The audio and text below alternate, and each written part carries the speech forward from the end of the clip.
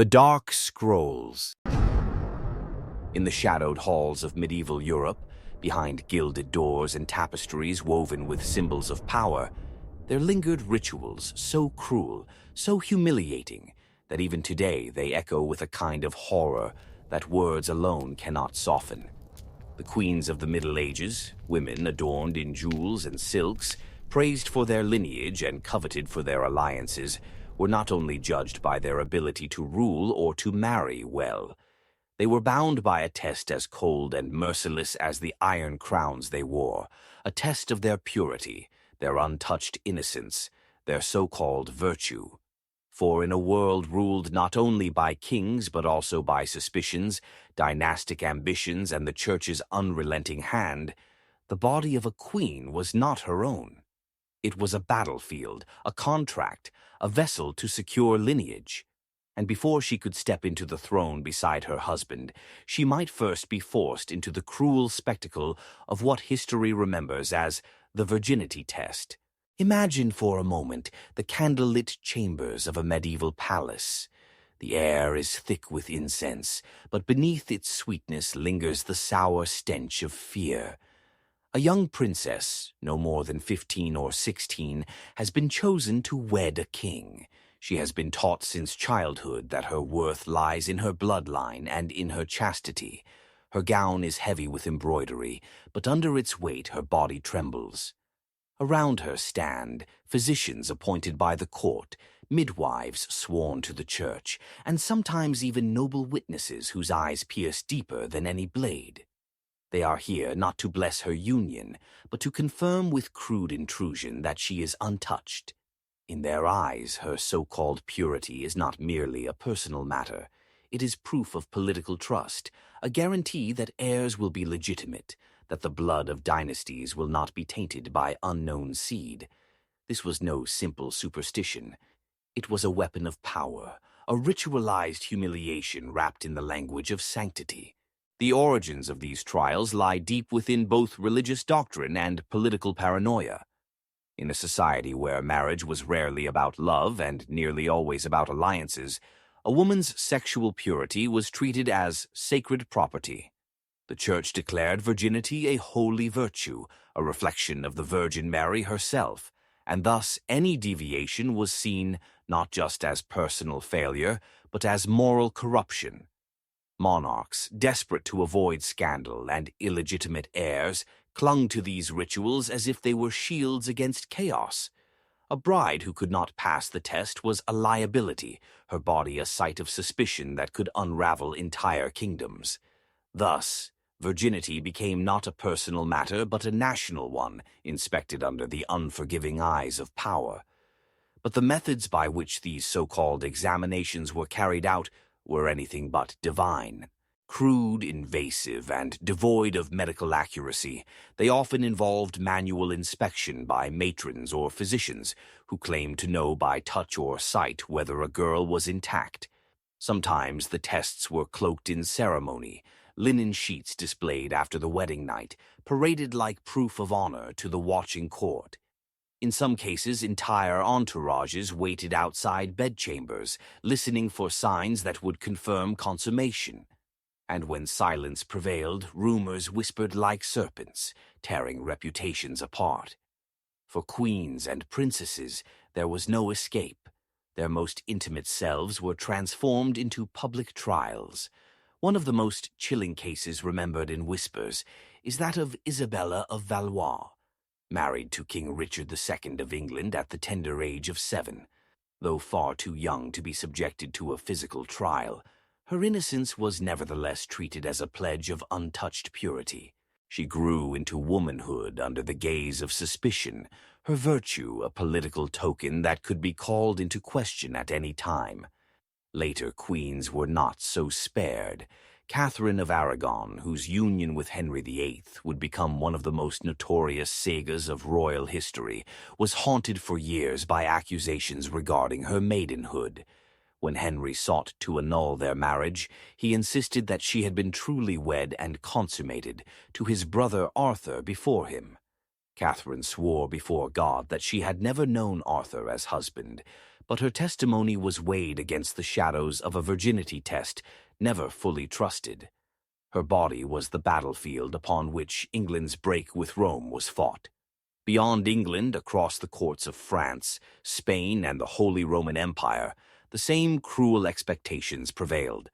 Queens were shamed not only in private, but sometimes in near-public rituals, where matrons examined them while nobles waited for the verdict. The humiliation was compounded by the fact that medicine of the time had no true understanding of anatomy. Innocence could be lost for reasons other than intimacy, but such facts were unknown. Instead, the women were treated as if their worth could be determined by a fragile line of flesh, as if purity was a lock and their future a key. Failure meant annulment, disgrace, even exile, and success was not freedom, but chains of another kind, chains of expectation to produce heirs quickly, heirs who must prove beyond doubt that they were sired by the rightful king. The horror of these trials was not merely physical, but psychological. Imagine the terror of a young bride, knowing that a group of strangers would determine her honor with hands and eyes that had no compassion. Imagine the silence of the chamber, the rustle of robes, the cold touch that sought not healing, but judgment. Many women must have prayed not for love, not for freedom, but simply for their bodies to appear convincing enough to satisfy these brutal rituals. The echoes of their cries, though unrecorded, linger between the lines of history. We cannot hear their voices, but we can sense their shame. These examinations also became tools of manipulation. Rival factions in court could spread rumors about a queen's chastity, demanding proof to weaken her standing. Enemies of queens could weaponize virginity tests as accusations, forcing women into humiliating trials to defend not only their marriages but their crowns. Queens were thus trapped in a paradox. Their most private selves became the most public measure of their power. They could command armies, influence diplomacy, shape culture, but none of it mattered if they failed the intimate, degrading scrutiny imposed upon them. And still, the cruelty did not end at the threshold of the wedding chamber. Even after consummation, suspicion remained.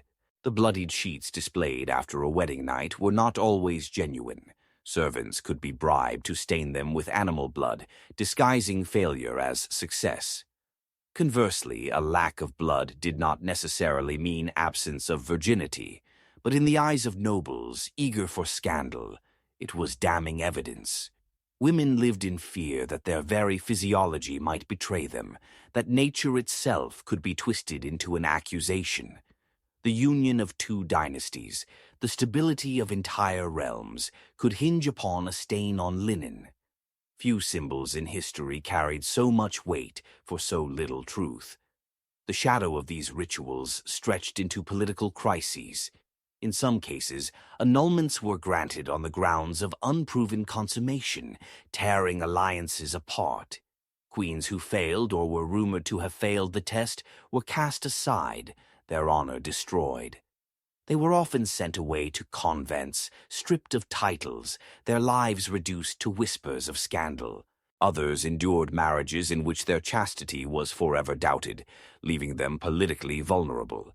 In every case, the virginity test was less about truth and more about control. Control of women, of succession, of the fragile balance of power that ruled medieval Europe. And yet, behind all the cruelty, there remains the haunting silence of the women themselves. History rarely records their voices. Chronicles speak of the politics, the disputes, the outcomes, but rarely of the tears shed in the dark, of the hands clenched in prayer, of the nightmares that must have followed such humiliations. What we can piece together is enough to chill the imagination. These were not simply tests. They were performances of power, rituals of domination that turned queens into spectacles. The body of the queen became the stage upon which nations performed their anxieties about purity, legitimacy, and control. As we begin to trace these shadows across centuries, we see a pattern of suffering masked by ceremony. Virginity tests were never about health, nor about love. They were about fear, fear of betrayal, of illegitimate heirs, of political collapse. They were about possession, treating women's bodies as instruments of dynastic security. And they were about spectacle, the public need to see proof where none was truly possible. In this way, the tests endure not as curiosities of medieval superstition, but as scars in the history of power itself. The story of these queens is not one of distant legends, but of real women whose dignity was stolen in the name of honor. Their lives remind us that beneath the crowns and gowns, beneath the pageantry and the alliances, there existed an ever-present cruelty. To be a queen in the Middle Ages was not merely to rule or to wed, it was to endure a trial that stripped away humanity in the guise of duty. And though centuries have passed, the echo of that cruelty still unsettles us, because it speaks to a timeless truth. That power, when built on control of the body, leaves behind shadows that no throne can illuminate. Yet if the cruel ritual of virginity testing seemed at first a private humiliation, its consequences were anything but confined to the chamber. For in the fragile architecture of medieval monarchy, where legitimacy was everything and succession determined the survival of dynasties, these tests were not only about the woman herself. They reverberated outward into treaties, wars, and the fate of kingdoms. To pass or to fail was not a matter of personal honor, but a question of whether entire nations would hold together or collapse into strife. In this way, the test was less an examination of innocence and more a trial of destiny, binding a woman's body to the future of crowns and empires. Consider the case of Margaret of Austria, betrothed as a child into the web of European politics. Promised first to the French crown and then redirected to Spain, Margaret's life was less her own than a chess piece moved by powerful men. When she reached marriageable age, whispers about her purity became more valuable than gold. Envoys sent letters describing her beauty, her manners, but most importantly, her virtue. And though few dared voice it aloud, all understood that if suspicion of impurity fell upon her, the entire alliance could unravel. Thus, before she ever spoke her vows, her reputation was subjected to the silent judgment of virginity. Whether by rumor, testimony of attendants, or even quiet examinations, her body was investigated as though it were state property. That she later became a respected regent, known for wisdom and diplomacy, mattered little at the start. What mattered was whether she carried the fragile proof of innocence. Even queens who seemed secure in their roles were never entirely safe. Anne of Brittany, twice Queen of France, found her marriages shadowed by questions of legitimacy. In her first union with Charles VIII, she was expected to secure the Valois line with heirs. Yet when he died suddenly, leaving no surviving children, her value as a dynastic bride was measured once again by her potential. When she remarried Louis XII, the question of her past intimacy returned, not in the form of a physical trial, but in whispers among courtiers who doubted whether she could produce the pure lineage France so desperately sought. Though she had proven herself a loyal consort and capable ruler, the echoes of that obsession with virginity clung to her reputation. Queens were never allowed to escape the shadow of that first trial. Perhaps nowhere was the cruelty of these suspicions more apparent than in the story of Joan of Naples, whose reign in the 14th century was marred by scandal and accusation. Married young to Andrew of Hungary, Joan found her husband resented and her court filled with intrigue. When Andrew died under mysterious circumstances, whispers swirled that Joan's conduct as wife had been less than proper. To secure her throne, she was subjected to the judgment of male clergy and nobles who demanded proof of her virtue.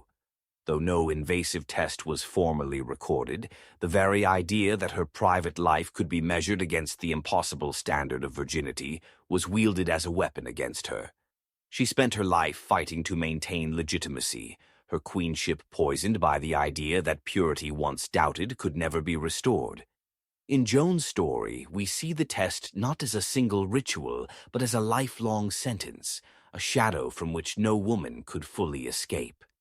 And then there was Mary, Queen of Scots, whose tumultuous marriages in the 16th century became fodder for political enemies.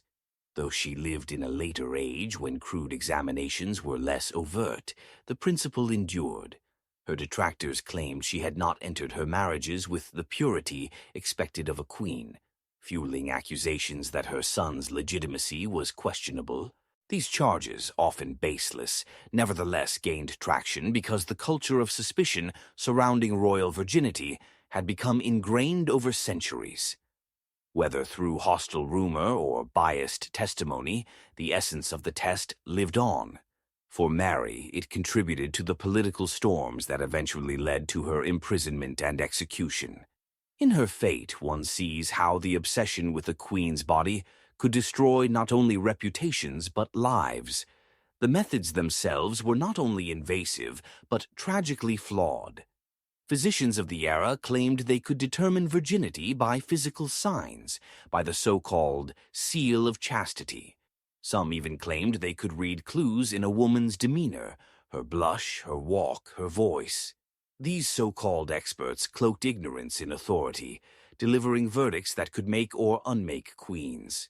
Yet modern science tells us clearly that such tests were meaningless. Innocence cannot be proven by anatomy alone, nor can purity be measured by outward signs. But in the Middle Ages, these myths carried the force of law, and thus women's lives were dictated by lies dressed as medicine, superstition weaponized by power. The cruelty was compounded by the performative nature of the tests. A queen's supposed virginity was never entirely a private matter between her and her husband. It was a spectacle for courtiers, ambassadors, even foreign monarchs who demanded reassurance that alliances were sound. After a wedding night, attendants would rush to display linen sheets, sometimes before entire households. If no such evidence appeared, panic followed.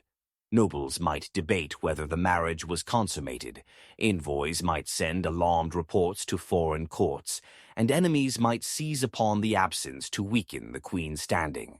Imagine the terror of lying in a marriage bed, knowing that an entire kingdom waited outside the door, its judgment hinging on a single stain. This was not intimacy. It was theater, staged for the preservation of dynasties. Some queens fought back, though their victories were rare.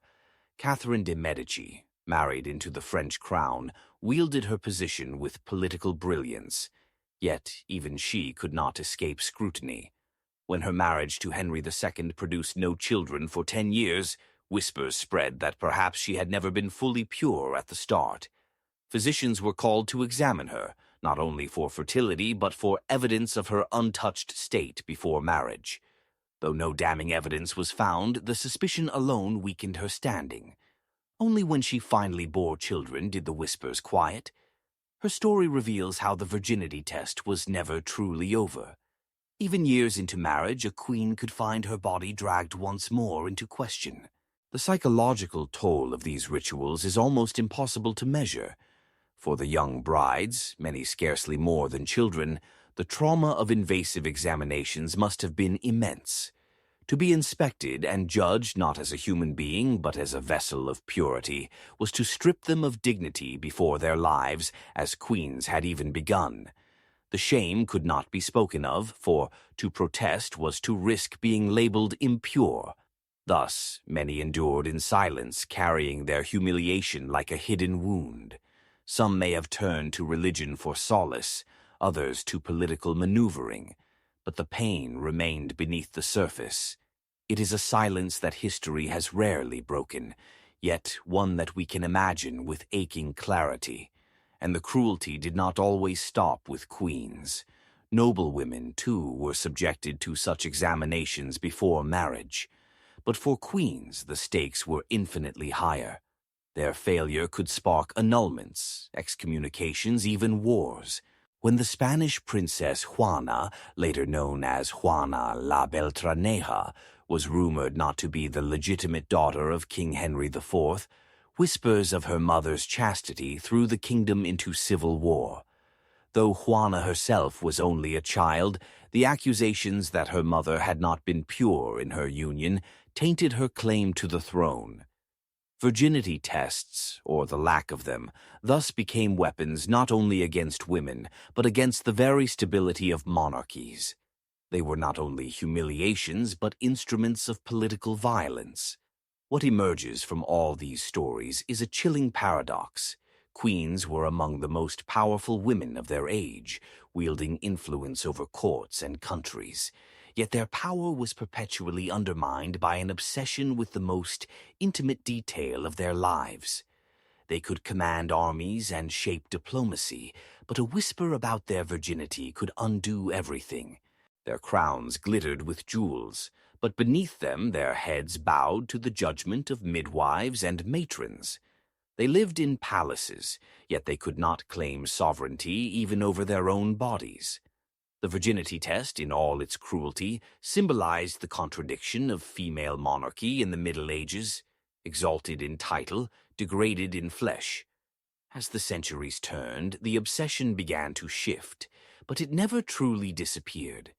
Medical science advanced, and the crudest forms of inspection lost credibility. Yet the cultural weight of virginity remained, haunting queens well into the early modern era. The stories of Anne Boleyn, accused of adultery and branded impure, or Elizabeth thus, who crafted her image as the Virgin Queen to avoid the peril of such trials, reveal how deeply ingrained this obsession had become. Even when the physical tests waned, the cultural demand that queens embody chastity endured. It was no longer just about a ritual of inspection. It was about the construction of an image, a performance of purity that had to be maintained before the watching world, and so the legacy of these tests is not confined to the past. They remind us that power, when bound to control of women's bodies, creates a history of shadows. For the queens of medieval Europe, virginity was not a private virtue, but a public currency, bought and sold in the markets of diplomacy. It was a fragile token that could never be secured, for suspicion was always waiting at the door. And in this way, the virginity test was not only a humiliation, but a lifelong curse.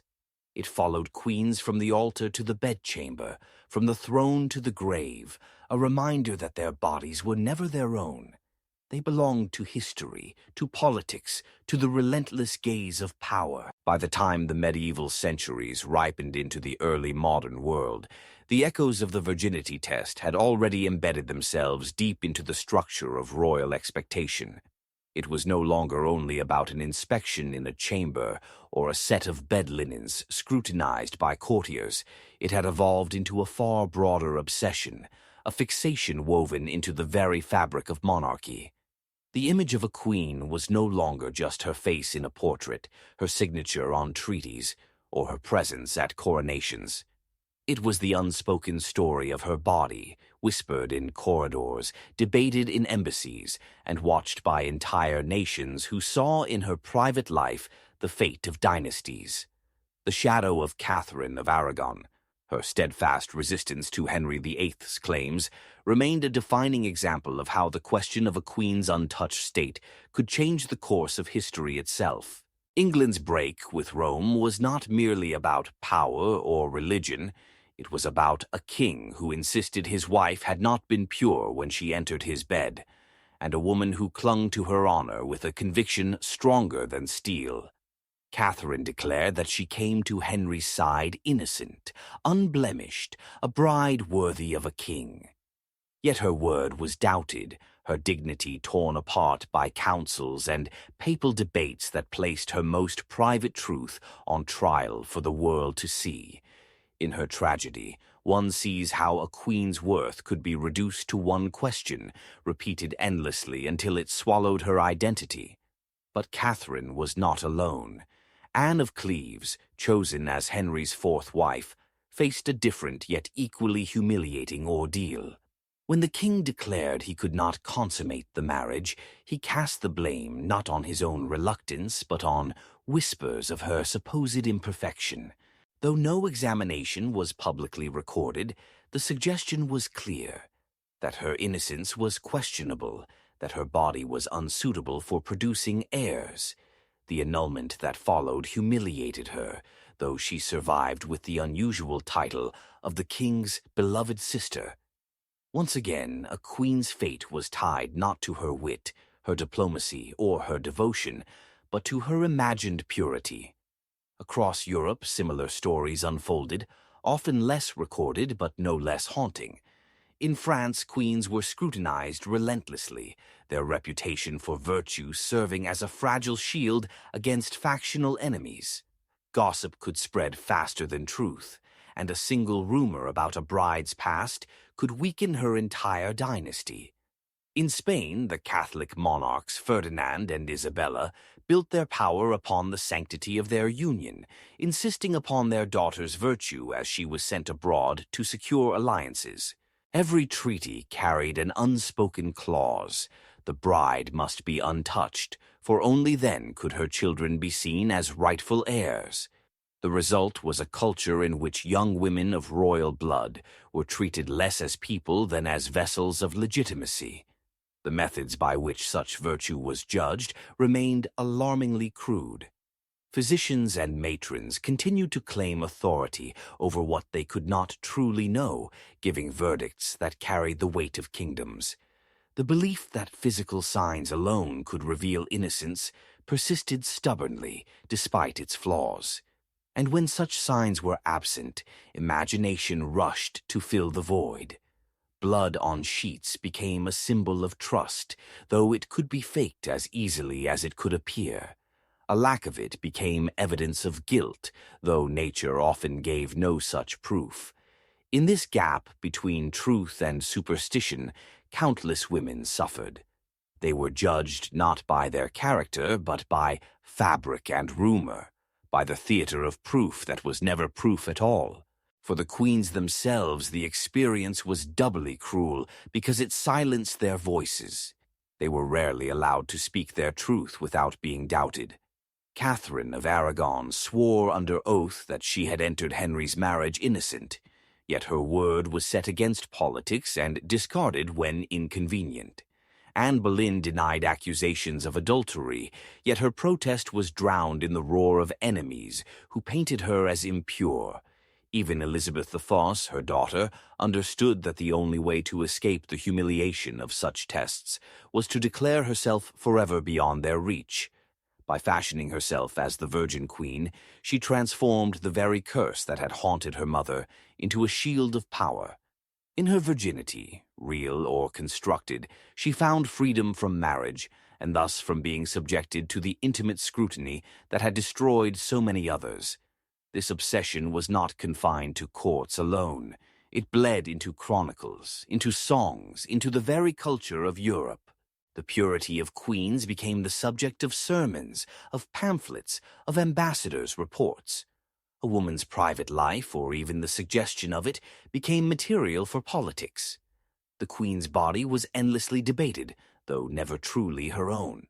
In this way, virginity tests became not just an event, but a constant presence, an invisible chain binding women long after the first night was over. Every smile, every gesture, every delay in producing an heir was interpreted through the lens of her supposed purity. The test was never passed once and for all. It was endured every day, in whispers that could not be silenced. Consider the psychological weight this must have placed on women who already lived in gilded cages. To enter marriage not with hope but with dread, knowing that failure in this cruel trial could mean disgrace or exile. To lie beside a husband not as a partner but as a judge, while courtiers waited for signs outside the door. To see one's body discussed in letters carried across Europe, dissected like strategy in the game of kings. For some, it must have felt like imprisonment not of walls, but of flesh. Their crowns glittered, but behind them were eyes that watched for the faintest slip, the faintest reason to doubt. And yet, in this darkness, some queens managed to wield the very expectations against their enemies. Elizabeth I, by refusing to marry, denied her body as a site of scrutiny, transforming virginity into political myth. Others, like Catherine de' Medici, learned to endure suspicion and outlive their detractors, proving that a queen's resilience could be stronger than her shame. But these were exceptions, victories carved out against overwhelming odds. For most, the virginity test remained not a choice but a sentence, imposed by men who understood that controlling women's reputations meant controlling dynasties themselves. The cruelty of the test, then, lies not only in the invasions of the chamber, but in the way it transformed an entire society's view of queens. They were never seen fully as rulers in their own right, but as symbols of purity whose failure could undo nations. It is this paradox that makes their stories so haunting, women crowned with power, yet reduced to silence in the very moment they most needed to be heard. Their legacy reminds us that beneath the gold and ceremony of monarchy lay a system built upon fear. Fear of impurity, fear of illegitimacy, fear of women themselves. And in that fear, cruelty found fertile ground. As we follow these shadows further into history, the test begins to appear less as a medieval superstition and more as a recurring pattern of control. Its language shifts, its forms change, but the obsession remains. Queens continued to be measured not by their wisdom, but by the imagined state of their innocence.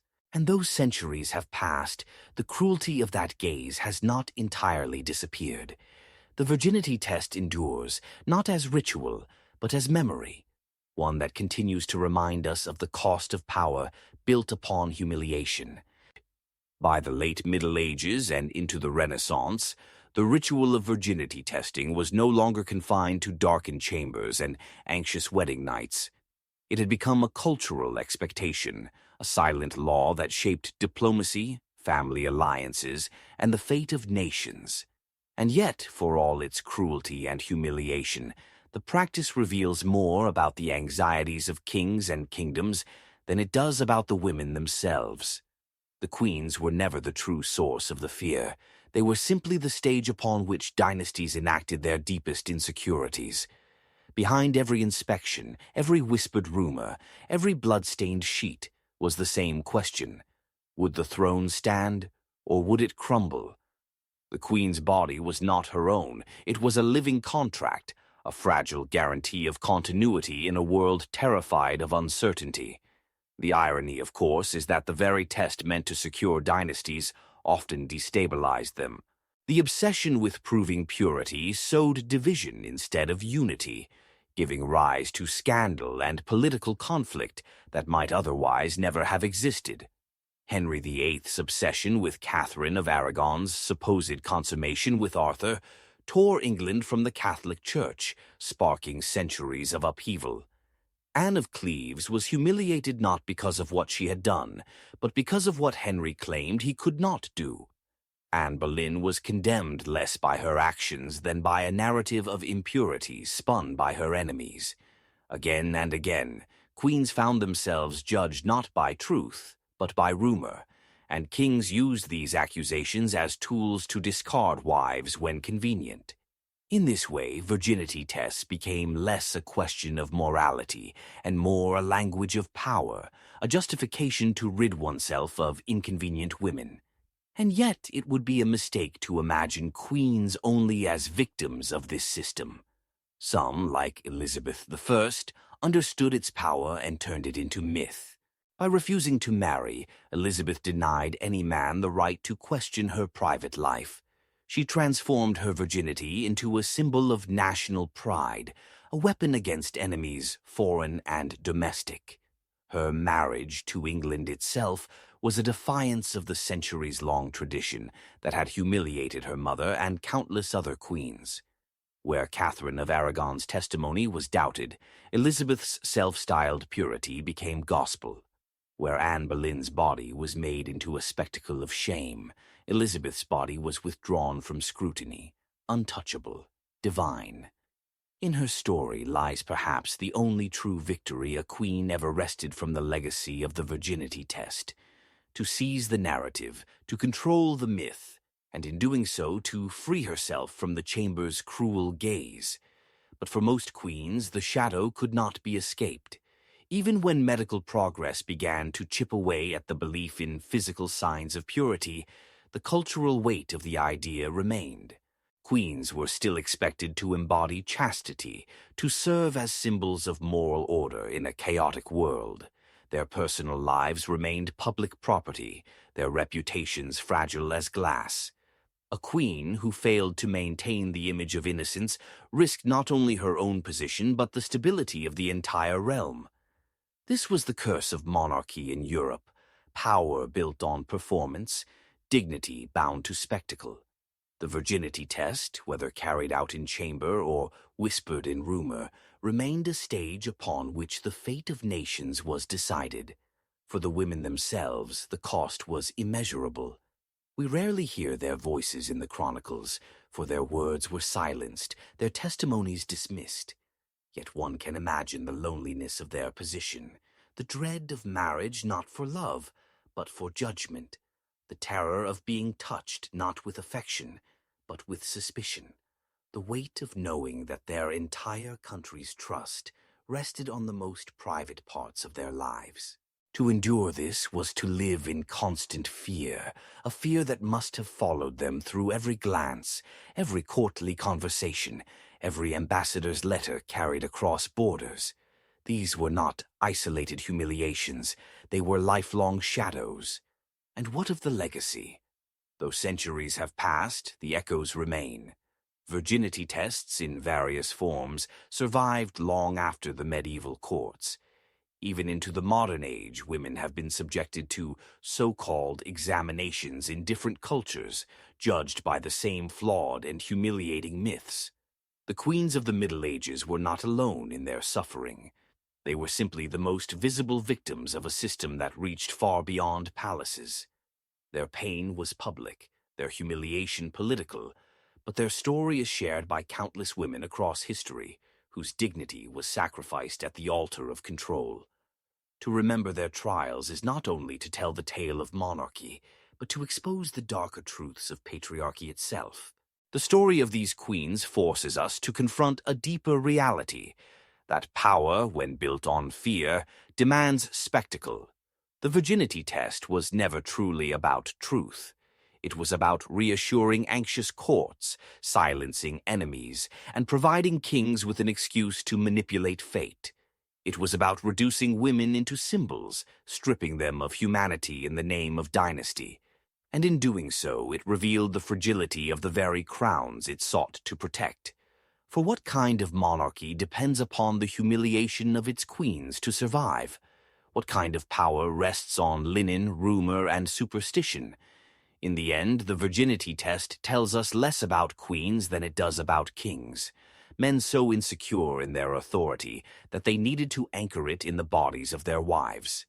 And so, as we look back on the candlelit chambers, the anxious courts, the whispered accusations, we see not only the cruelty inflicted upon women, but the fear that drove men to demand it. The queens were forced to endure, but the kings revealed themselves as captives of their own insecurity. In trying to control the bodies of women, they exposed the weakness of their own crowns. It is a bitter irony, and perhaps the most haunting truth of all. The halls where these trials were whispered are now silent. The linen sheets have long since decayed. The physicians and matrons who claimed authority over purity are forgotten, yet the memory remains heavy as stone. The queens still walk with us in history's shadow, their crowns gleaming, their dignity scarred. They remind us that beneath the splendor of palaces lies a history of humiliation, and beneath the crowns of kings lies a fear so deep it demanded cruelty. Their stories are warnings carved into time, that power without compassion becomes tyranny, that fear without truth becomes superstition, and that when the body of a woman is made into the stage of politics, the whole of society suffers. This is the true legacy of the virginity tests of medieval queens. They were never about medicine, never about morality, never about love. They were about control, about power, about the desperate attempts of kingdoms to secure themselves through humiliation. And in their cruelty they revealed the darkest truth of monarchy, that even in the glittering courts of Europe, with their jewels, their banquets, and their divine claims, power was always fragile, and it was always purchased at someone else's cost. The queens paid that cost with their silence, their dignity, and their lives. Thanks for watching. Subscribe for more.